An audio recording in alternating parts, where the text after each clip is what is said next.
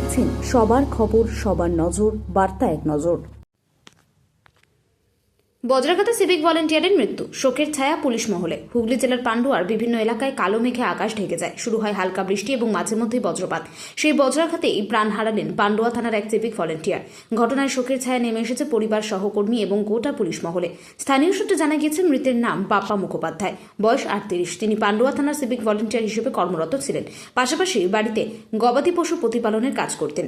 তার বাড়ি শিমলাগড় ভিটাসিন গ্রাম পঞ্চায়েতের অন্তর্গত তালবোনা গ্রামে। রবিবার সকালে বৃষ্টি এবং বজ্রাঘাতের সময় বাড়ির অদূরে থাকা গবাদি পশুগুলিকে আনতে মাঠে যান বাপ্পা।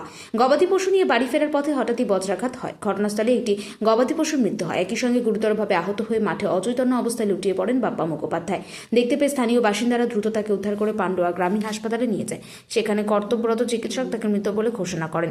খবর পেয়ে পান্ডুয়া থানার ভারপ্রাপ্ত আধিকারিক নজরুল ইসলাম সহ অন্যান্য পুলিশ আধিকারিকেরা হাসপাতালে পৌঁছান। সেখানে উপস্থিত হন মৃতের সহকর্মী এবং এলাকার বহু মানুষ। এই মর্মান্তিক ঘটনায় পরিবারে নেমে এসেছে গভীর শোকের ছায়া। একই সঙ্গে একজন কর্তব্যনিষ্ঠ সিভিক ভলেন্টিয়ারের অকাল প্রয়াণে শোকস্তব্ধ হয়ে পড়েছে পান্ডুয়া থানা।